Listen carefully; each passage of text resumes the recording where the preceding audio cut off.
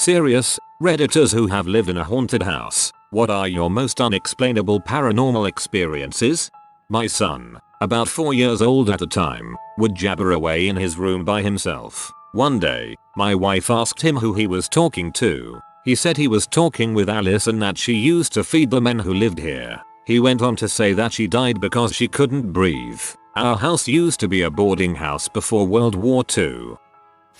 So this is currently happening in the house I'm living in NJ. A week or so ago at 3 AM I was just getting up to turn the heating off and potter around after falling asleep on the sofa. I was yawning and rubbing my eyes a lot and was just about to get up to go to bed when I realized this noise getting louder and louder. Like you don't realize it's happening until it's super loud. I suddenly realize and turn my head around to see the kettle boiling by itself. You have to push a button down and it glows blue, which was highlighting the shadow of the button that had definitely been pressed. I freak out thinking I've lost time and it was me, but I've forgotten soil rationalize, and before I can stop myself the words "but I don't want tea or coffee" come out of my mouth, and at which point the kettle clicks off. Like I literally heard the switch. It wasn't at the end of the boil either. I'm English and so used to 220 watt outlets which do everything twice as fast, so I know it was in the middle of the boil. Also, as soon as I said that I felt guilty, like I shouldn't have been scared.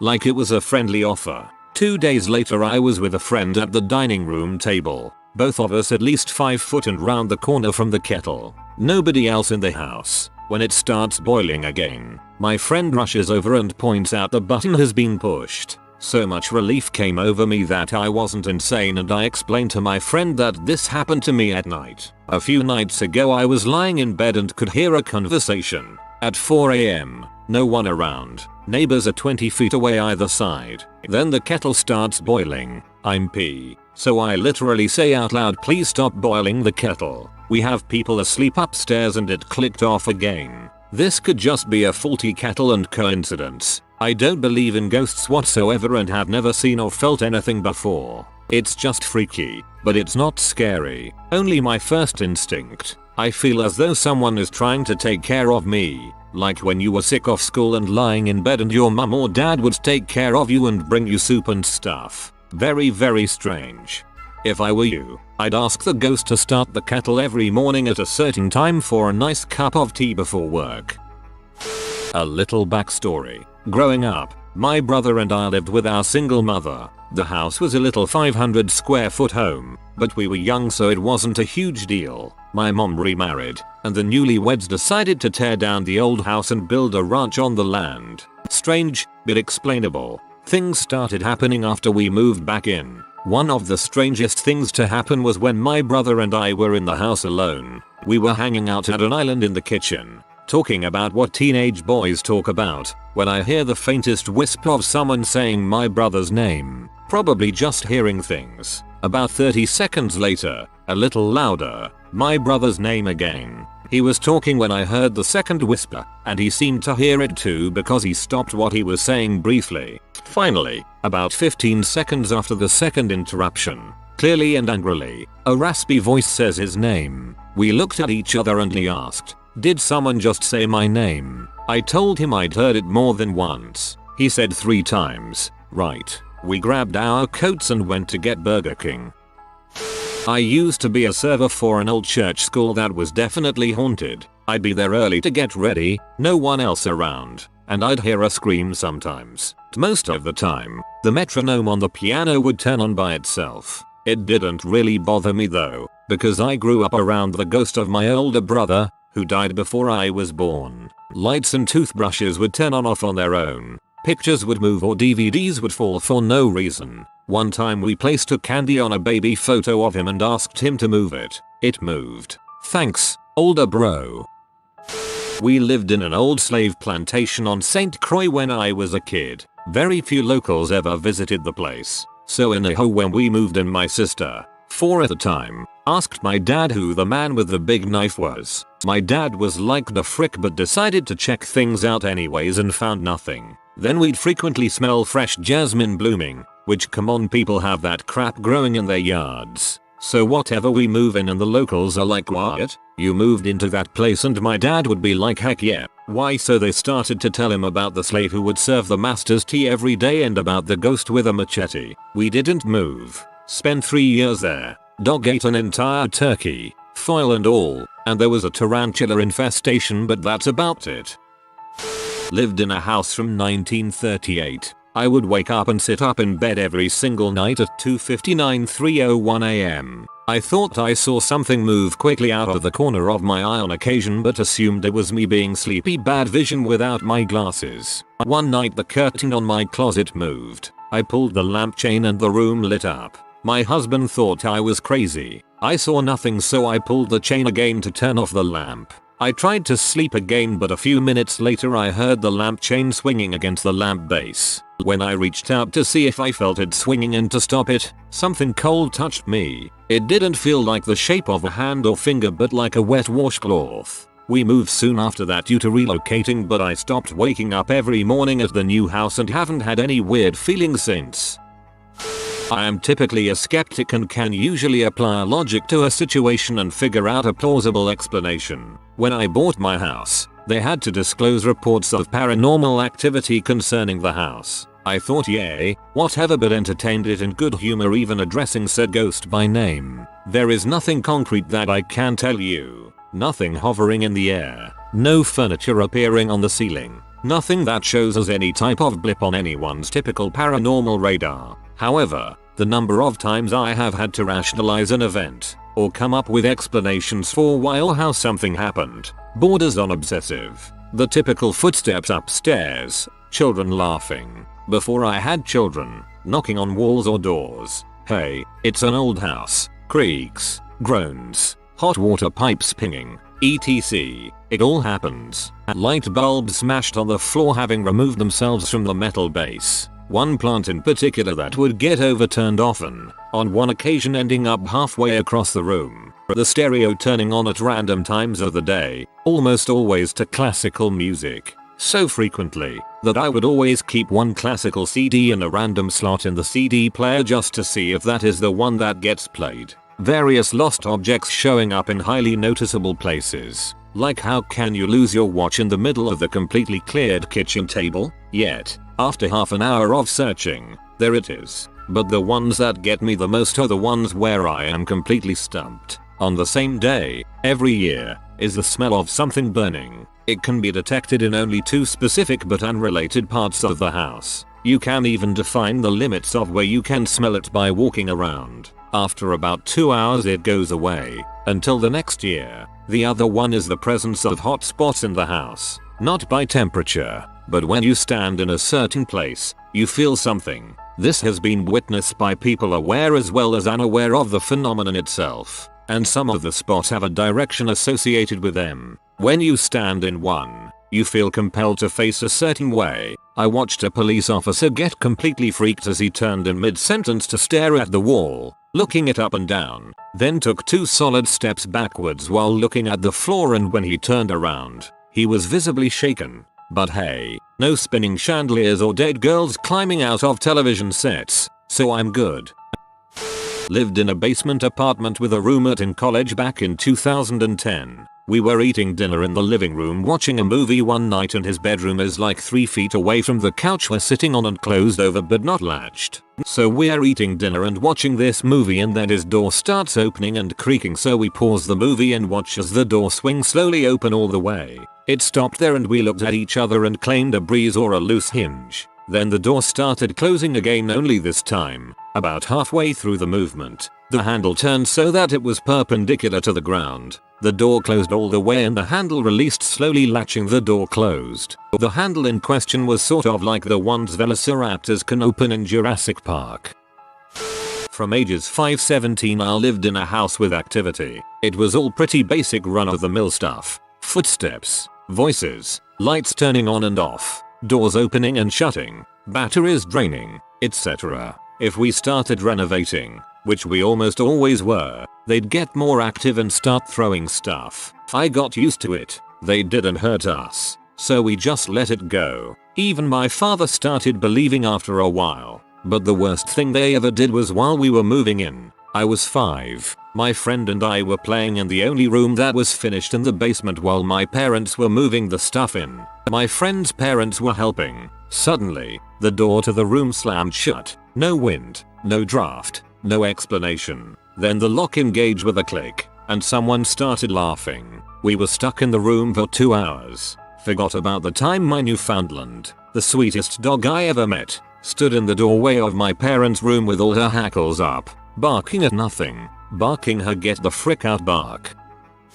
The house I grew up in had a slightly strange design in that all the bedrooms were clumped together at one end of the house and the kitchen and living room were at the other end. The two areas were connected by a long, narrow hallway that had a bathroom in the middle and approximately 900 closets on either side. My bedroom door was at the end of the hall, with 2 other bedroom doors facing each other across the hall on either side. Basically, this meant that if you were sitting in our living room you could look straight down the hallway to my bedroom door. Now, lots of strange and frightening things happened in that house. But the one thing that we could never rationalize away or lie to ourselves about was the darkness at the end of the hall. Like I said above, the hallway was very long and narrow, and it was also paneled in dark wood, so it was pretty dark down there. But with the living room lights on there was always enough light to see down the hall and make out my bedroom door. But sometimes we'd be sitting in the living room and get the feeling that we were being watched, or that something was about to happen. When that would come over us, the end of the hallway would be completely blacked out. It was like someone dropped a curtain over the end of the hall. You could see part of the way down, and then there was just blackness. When this would happen, our 3 little dogs, God bless them, would go to the mouth of the hallway and sit in a line across it, staring down into the darkness. Sometimes they'd bark a little, or growl, but mostly they just sat and stared.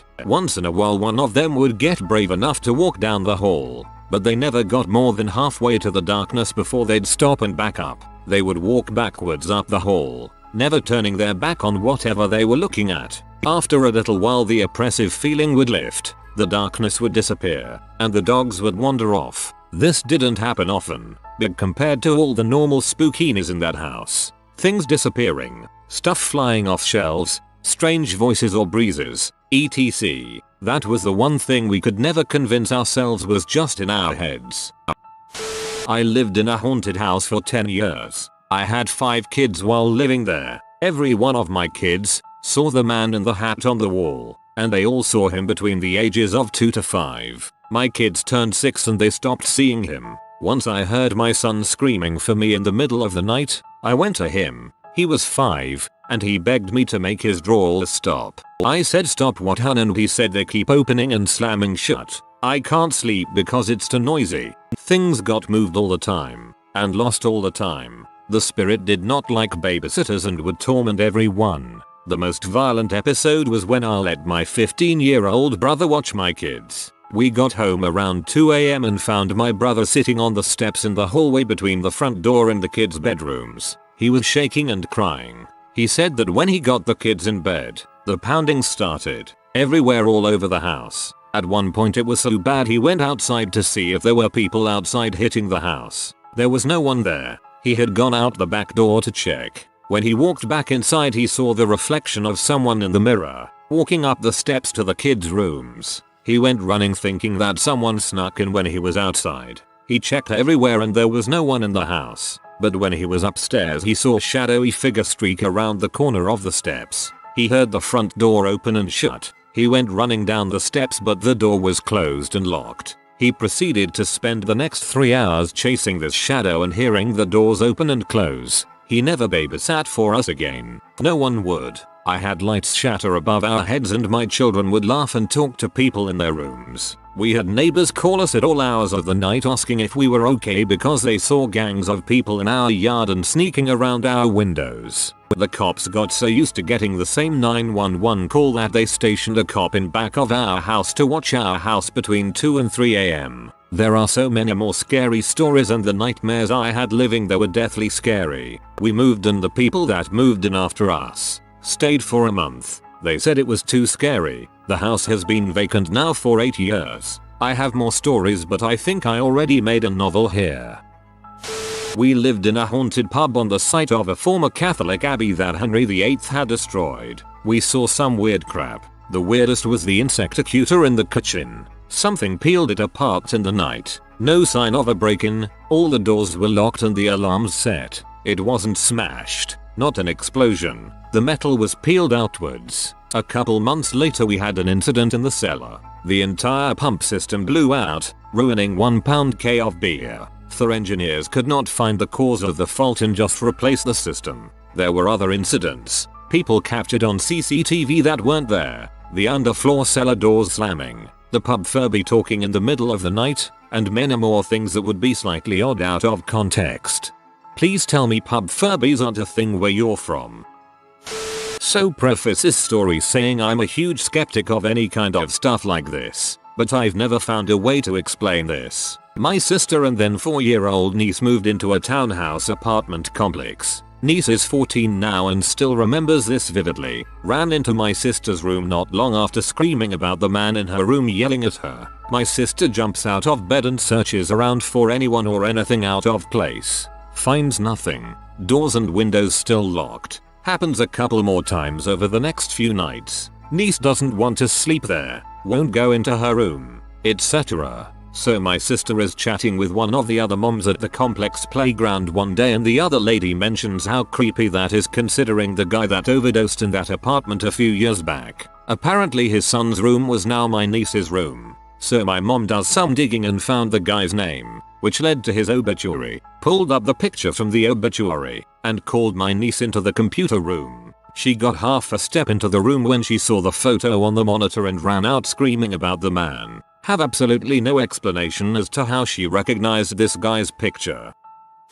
So my husband and I rented a really old house. We had to fix it up a bit before my son came home from the hospital. He was very premature, in NICU for almost 5 months. We took down the wallpaper and painted, took down the popcorn ceiling, the whole 9 yards. The basement was very unfinished and vandalized by the teenagers that lived there before. Swastikas everywhere. We didn't bother finishing it because we didn't really need the room. I went down there once out of the year we lived there. Creepy feeling, like someone was watching you. Sometimes that creepy feeling would come upstairs. I would give it a week or so thinking it was in my head and then I would sit in the car with the baby while my husband burned sage to clear it out. He says the feeling while he did so was heavy, very angry and he would see figures coming at him through the smoke. There were countless experiences there. The two that stick out in my head are as followed. 1. I was showering and the baby was in a little bouncer seat in the doorway. I opened the curtain and just as I do the can of air freshener that was sitting on the back of my toilet goes flying towards my baby. If the door wasn't just slightly shut it would have nailed him. I went full on bat crap crazy. I started yelling telling them if they are gonna mess with anyone mess with me. He is just a baby. Blah blah blah. As I'm doing so the detachable shower head I had went flying off at me, hit the end of his rope and swings down. Shut me right up. 2. My husband and I were in bed, my son in his room right down the very small hallway, fast asleep. We had a baby monitor because he was on oxygen and therefore on a pulse ox monitor so I wanted to be able to hear his alarm go off. So my husband and I were laying in bed together. We usually will talk for a while and then say our goodnights and fall asleep. We say our goodnights this particular night and not even 5 minutes later we both hear, clear as day, a little girl laughing in the baby monitor. My husband jumped up out of bed ready to kick some butt, but I already knew no one was there. I was stunned. Literally. Couldn't move until finally I fell asleep. I do not miss that place. That's terrifying. I have lived in 2 haunted places. The first was a house we lived in for a short time when I was 12. We heard what sounded like rats running across the attic every night, so my mom had the exterminator set out tons of sticky traps. We never even caught a bug. Then, I would wake up with random injuries a few times per month, like scratches when my nails were short. The final straw was when I woke up with what looked like a cigarette burn on my face. Thankfully the scar has faded, but it was very upsetting. We sold the house and got there. When I was in my mid-20s, I lived in a haunted apartment. These spirits were nice, though. I lived alone in a 4-plex where my direct neighbor was never home. He got sent to prison a lot, and the downstairs neighbors never made noise at night. One worked, and the other took Clonopin every night. It was a weird neighborhood. I would hear people whispering in my hallway nearly every night. At first, I would get up and look for the source of the voices. The parking lot was still, nobody outside in the courtyard, and neighbors either gone or passed out. It happened every night. Finally, I would just say, "Can you keep it down? I'm trying to sleep," and the voices immediately stopped. Every time. They also opened my blinds in the mornings before they thought I would be awake. A few times, I woke up early on my day off to go to the bathroom and saw all the blinds in my living room open. I was perplexed, but when I came out of the bathroom a few minutes later, they were all closed again. This happened often. A random happening that was the scariest thing ever. My husband died, and I had him cremated. I was still young and had no children, so I moved on after only about 6 months. My now husband had just started staying over at my place when the weird stuff started to happen. First, I saw a shadow person in the mirror on my wall. Then my clock fell off the wall one night. Finally, I experienced horrific sleep paralysis and saw the shadow person again while experiencing the sleep paralysis. I have never been so scared in my entire life. I finally decided to spread the ashes of my deceased husband, and everything stopped after that. My deceased husband was a mean man, who blamed me after his friend physically shamed and assaulted me and eventually killed himself by not taking the insulin for his type 1 diabetes because he was trying to spite me for kicking him out. It kind of figures that he would haunt me once I moved on. If you are new to the channel, you can subscribe. I publish new videos every day. Until then, check another video.